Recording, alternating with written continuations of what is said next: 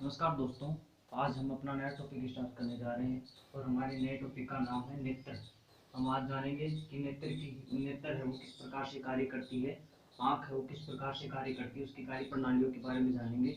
तो मैं आपको बता दूं, आँख हमारी शरीर का एक ऐसा अभिन्न अंग होता है जो हमें सृष्टि का ज्ञान कराती है, जिसकी वजह से हम वो दुनिया को देख पाते हैं, वस्तुओं को देख पाते हैं आँख की वजह से।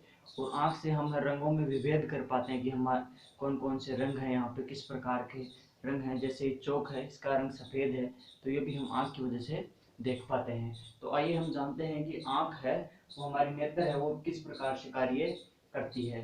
तो आइए एक डायग्राम के माध्यम से हम इसको समझते हैं। तो मान लीजिए कि ये हमारी आँख हो गई, ठीक है। उसमें ये रेटिना हो गया, आई एम सॉरी, ये रेटिना नहीं है, मान लीजिए ये इसका लेंस हो गया, ठीक है। उसके बाद में जो ये है ये रेटिना हो गया, ठीक है।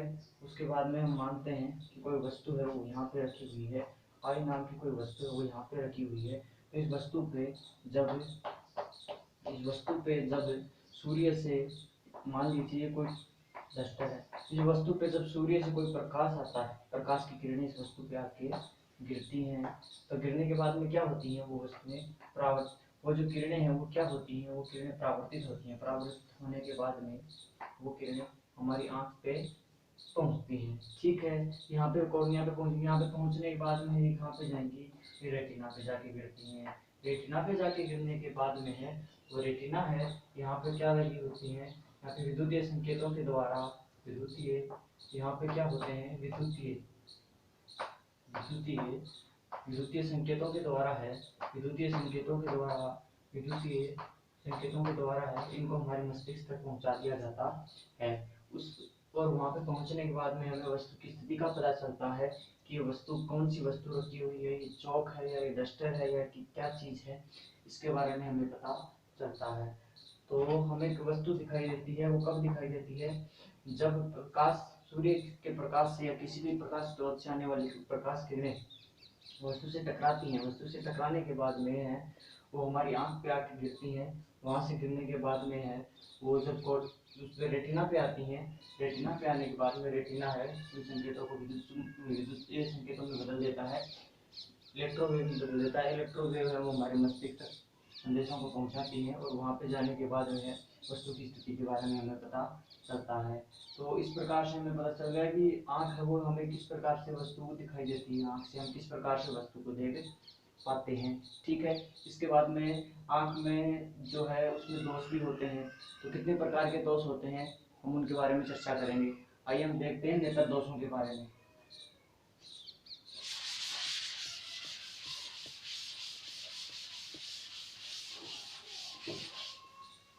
ठीक है, हम प्रथम दोष है हमारा, प्रथम दोष है हम वो ले लेते हैं निकट दृष्टि दोष, ठीक है। निकट दृष्टि दोष, निकट दृष्टि दोष है तो हम ले लेते हैं। तो पहला जो हमारा दोष हो गया उसको क्या बोलते हैं, निकट दृष्टि दोष। तो निकट दृष्टि दोष को क्या बोला जाता है, तो निकट दृष्टि दोष को है वो मायोपिया, मायोपिया भी बोला जाता है। कई बार एग्जाम में सीधा सीधा पूछ लिया जाता है कि निकट दृष्टि दोष को क्या बोलते हैं, तो निकट दृष्टि दोष को है वो मायोपिया कहते हैं, ठीक है। अब हम देखते हैं कि निकट दृष्टि दोष में होता क्या है। तो दोस्तों, निकट दृष्टि दोष में निकट की वस्तु तो हमें स्पष्ट रूप से दिखाई देती है, लेकिन दूर रखी हुई वस्तु है वो हमें स्पष्ट रूप से दिखाई नहीं देती है। वो क्यों नहीं दिखाई देती है, आइए जानते हैं कि क्या वजह होती है जिस वजह से वो हमें दिखाई नहीं देती है। तो ये मान लीजिए हमारी आँख का है वो डायग्राम हो गया, ठीक है। उसके बाद में ये हो गया, यहाँ पे ये रेटिना हो गया, और ये मान लीजिए कोई वस्तु है वो रखी हुई है यहाँ पे आई। इस पे जब सूर्य के प्रकाश की कोई किरण इस पे आके गिरेगी, यहाँ पे रखी हुई वस्तु से वहां से परावर्तित होने के बाद में हमारे आँख पे आएगी। यहाँ पे आने के बाद में है इसको रेटिना पे डाला जाता है। अब इसमें होता क्या है कि रेटिना पे ना गिर के रेटिना से पहले ही ये वस्तु है उसका प्रतिबिंब है वो यहाँ पे बन जाता है। तो इसमें निकट दृष्टि दोष में क्या होता है कि जो वस्तु है उसका प्रतिबिंब रेटिना पे नहीं बनता, रेटिना पे नहीं ना बन के वो रेटिना से पहले ही बन जाता है। इस वजह से हमें वो वस्तु स्पष्ट रूप से दिखाई नहीं देती है। तो ये क्या हो गया, निकट दृष्टि दोष हो गया। तो निकट दृष्टि दोष का मतलब ये नहीं है कि हम जब इसको ऐसे सुनते हैं कि निकट दृष्टि दोष है, इसका मतलब ये नहीं है कि निकट मतलब निकट की वस्तु हमें दिखाई नहीं दे रही है। इसका मतलब ये है कि निकट रखी हुई वस्तु तो हमें स्पष्ट रूप से दिखाई देती है, लेकिन दूर रखी हुई वस्तु हमें स्पष्ट रूप से दिखाई नहीं देती। और निकट दृष्टि दोष को निकट दृष्टि दोष इसलिए बोलते हैं क्योंकि जो वस्तु का प्रतिबिंब है वो रेटिना पे ना बन के रेटिना से पहले ही है वो बन जाता है। ठीक है, तो इसलिए इसको क्या बोलते हैं, निकट दृष्टि दोष। तो अब इसका यदि ये समस्या है तो इसका कोई ना कोई निवारण भी होगा। तो इसका निवारण किस प्रकार से करते हैं, तो इसका निवारण है वो लेंस के द्वारा किया जाता है, चश्मे के द्वारा किया जाता है। और चश्मे में कौन सा लेंस होता है, तो उस चश्मे में है वो अवतल लेंस होता है। दोस्तों अवतल लेंस के द्वारा है वो अवतल लेंस के द्वारा है अवतल लेंस के द्वारा अवतल लेंस के द्वारा इसका समाधान किया जाता है। तो हमें पता चल रहा है कि रेटिना है उसमें, तो इसमें क्या होता है कि हमारी आंख से पहले क्या लगा दिया जाता है, अवतल लेंस लगा दिया जाता है। और जब अवतल लेंस लगा देंगे तो ये वस्तु का जो फोकस है, ये जो प्रतिबिंब है, ये पहले न बन के रेटिना पे बन जाएगा और रेटिना पे बनने के बाद में इसको विद्युतीय संकेतों के द्वारा मस्तिष्क तक पहुंचा दिया जाता है। और विद्युतीय संकेतों के द्वारा जब ये हमारे मस्तिष्क तक पहुंच जाता है तो उसके बाद में हमें वस्तु की स्थिति के बारे में पता चलता है। तो एग्जाम में ये क्वेश्चन भी पूछा जाता है कि जो अवतल लेंस होता है उसके द्वारा कौन से दोष का निवारण किया जाता है, तो निकट दृष्टि दोष का निवारण किया जाता है। या फिर ये क्वेश्चन भी पूछ लिया जाता है कि निकट दृष्टि दोष है उसका निवारण कौन से लेंस के द्वारा किया जाता है, तो निकट दृष्टि लेंस है उसका निवारण अवतल लेंस के द्वारा किया जाता है। इसको याद कैसे रखेंगे हम, तो देखिए निकट निकट को बोलने में जोर नहीं आ रहा, निकट थोड़ा सा आराम से हम बोल सकते हैं, हमारी जीवा को क्या है, जोर नहीं आ रहा, एनर्जी कम लग रही है। तो अवतल को बोलने में कहाँ जोर आ रहा है, अवतल को बोलने में भी जोर नहीं आ रहा, आराम से बोल सकते हैं अवतल। तो जिस प्रकार से हम निकट बोल सकते हैं उसी प्रकार से अवतल बोल सकते हैं। जिनको बोलने में जोर नहीं आ रहा वो अवतल। ठीक है, तो इस प्रकार से निकट दृष्टि दोष का उसका समाधान किस लेंस के द्वारा करेंगे, अवतल लेंस के द्वारा करेंगे। उसके बाद में हमारा जो अगला जो दोष है, जो सेकंड नंबर का दोष है वो है दूरदृष्टि दोष। तो जानते हैं दूरदृष्टि दोष के बारे में।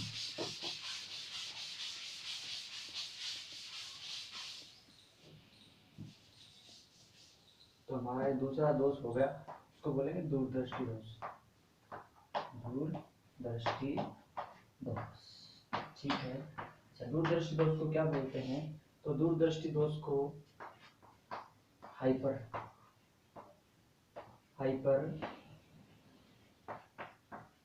मायोपिया भी बोलते हैं, मेट्रोपिया भी बोलते हैं। तो दूरदर्शी दोष को कौन सा दोष बोला जाता है, हाइपरमेट्रोपिया भी बोला जाता है। कई बार एग्जाम में सीधा सीधा पूछ लिया जाता है कि हाइपरमेट्रोपिया दोष कौन सा होता है, दूरदृष्टि दोष को कौन सा दोष बोल दिया जाता है।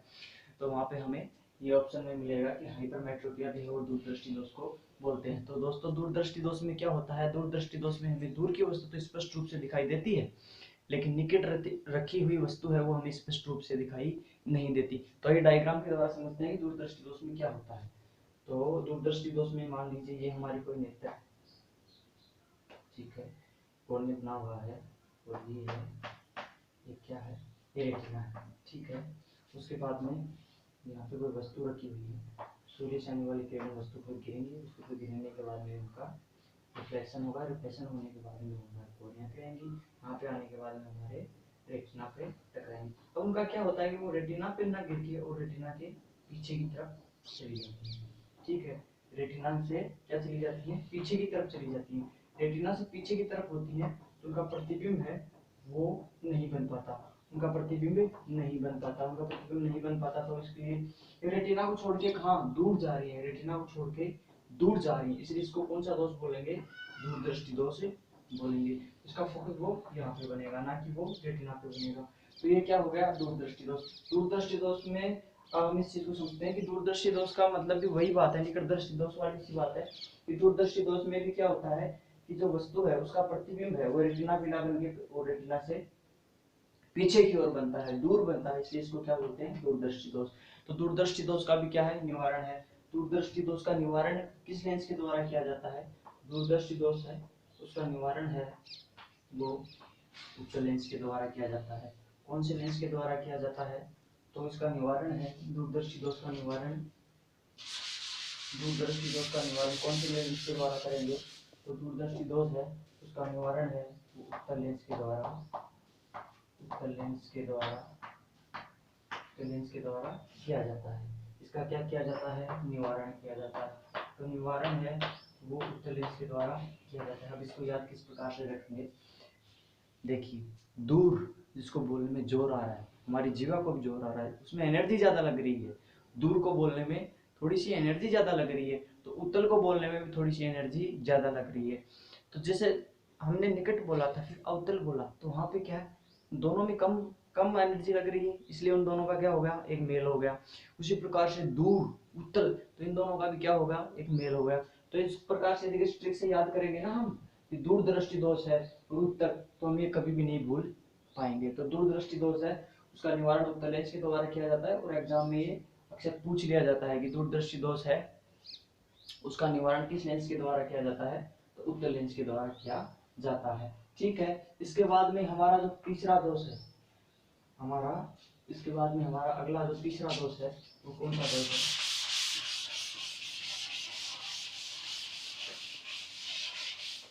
है? हमारा जो तीसरा दोष है, उसको बोलते हैं जरा दृष्टि दोष। जरा दृष्टि दोष, उसको क्या बोलेंगे? जरा दृष्टि दोष। ठीक है। जरा दृष्टि दोष को क्या बोलते हैं? फ्रेश बायोपिया भी बोलते हैं। ठीक है। तो इसको क्या बोलते हैं? जरा दृष्टि दोष को एग्जाम में पूछ लिया जाता है। जरा दृष्टि दोष को कौन सा दोष भी बोलते हैं? तो प्रेस बायोपिया दोष भी बोलते हैं। और एक बात और बता दूंगा आपको, जरा का अर्थ क्या होता है? बुढ़ापा होता है। ठीक है। जरा का अर्थ है वो बुढ़ापा होता है, तो इसको बुढ़ापे का दोष भी बोलते हैं। अब ये होता क्या है? जरा दृष्टि दोष है वो लगभग हर व्यक्ति में होता है। जो उम्रदराज व्यक्ति होता है उसमें जरा दृष्टि दोष होता है, क्योंकि जैसे जैसे व्यक्ति की उम्र बढ़ती जाती है, उसकी आयु बढ़ती जाती है, वैसे वैसे है व्यक्ति की है वो समंजन क्षमता कम होती जाती है। तो उसमें व्यक्ति को दूर की वस्तु भी स्पष्ट रूप से दिखाई नहीं देती, तो निकट की वस्तु भी स्पष्ट रूप से दिखाई नहीं देती। अब ये दोनों ही दोष हो गए, तो इन दोनों दोषों को क्या बोलेंगे? जरा दृष्टि दोष बोलेंगे। और ये जो अधिकतर आयु के लोग होते हैं उनमें सभी में ये दोष होता है, तो इस दोष का निवारण भी होता है। तो हम इसमें पहले तो इस दोष को जानते हैं किस प्रकार से होता है, ये क्या स्थिति बनती है इस दोष में। ठीक है। तो इस दोष में क्या स्थिति बनेगी मैं आपको बताता हूँ। जैसे मान लीजिए दो फोकस है, दो बिंदु है। ठीक है। सूर्य से आने वाले प्रकाश, दो वस्तुएं रखी हुई है, जैसे एक R1 रख दिया, एक R2 रख दिया। अब सूर्य से आने वाली प्रकाश की किरणें इस पे गिरेंगी। अब ये वस्तु कहाँ रखी हुई है? निकट रखी हुई है। तो ये निकट रखी हुई वस्तु है, इसका प्रतिबिंब कहाँ बनेगा? निकट रखी हुई वस्तु का प्रतिबिंब रेटिना से पीछे बनेगा। ठीक है। ये कहाँ बनेगा? रेटिना से पीछे बनेगा। और जो ये इस पे फिर वापस किसी स्रोत के द्वारा किरणें डाली जाती हैं, और उसके बाद में वापस इनको यहाँ पे लाया जाता है। अब इसका प्रतिबिंब कहाँ बनेगा? इसका प्रतिबिंब बनेगा रेटिना से पहले बन जाएगा। ठीक है। रेटिना से कहाँ बन गया? पहले इसका प्रतिबिंब बन गया। तो इसमें व्यक्ति को क्या हो गया? दोनों दोष है, निकट की वस्तु भी स्पष्ट रूप से दिखाई नहीं दे रही है, क्योंकि निकट की वस्तु का प्रतिबिंब भी कहाँ बन रहा है? पीछे बन रहा है। ठीक है। निकट दृष्टि दोष में क्या होता है? निकट दृष्टि दोष में क्या होता है? निकट दृष्टि दोष में हमें निकट रखी हुई वस्तु स्पष्ट रूप से दिखाई देती है, लेकिन दूर रखी हुई वस्तु हमें स्पष्ट रूप से दिखाई नहीं देती है। तो निकट दृष्टि दोष में ये दूर रखी हुई वस्तु है। ठीक है। ये निकट दृष्टि दोष है। इसमें क्या होता है कि यहाँ पे दूर रखी हुई वस्तु है वो हमें स्पष्ट रूप से दिखाई नहीं देती है। ठीक है। तो उसका प्रतिबिंब कहाँ बनेगा? पहले ही बन गया। ठीक है। उसके बाद दूरदृष्टि दोष, इसमें दूर रखी हुई वस्तु स्पष्ट रूप से दिखाई देती है, लेकिन निकट रखी हुई वस्तु हमें स्पष्ट रूप से दिखाई नहीं देती है। तो इसका प्रतिबिंब कहाँ बनता है?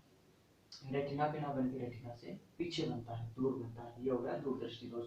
तो इन दोनों दोषों का निवारण है वो किसके द्वारा किया जाता है? ऐनक के द्वारा, चश्मे के द्वारा इनका निवारण किया जाता है। और इस ऐनक में कौन कौन से हैं वो लेंस लगते हैं, तो मैं बता दूं इस प्रकार से होता है ऐनक। इसमें ऊपर की तरफ है, इसमें ऊपर की तरफ है वो तो लगेगा अवतल लेंस। ठीक है। अवतल लेंस लगेगा इसमें। मुझे लगता है शायद दिखाई नहीं दे रहा है।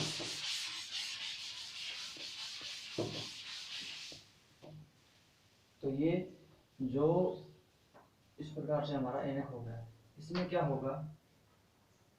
इसमें दोनों प्रकार के लेंस लगाए जाते हैं। उत्तल लेंस भी और अवतल लेंस भी। तो अवतल लेंस कहाँ लगेगा? ऊपर की ओर, ऊपर अवतल लेंस होता है, ठीक है।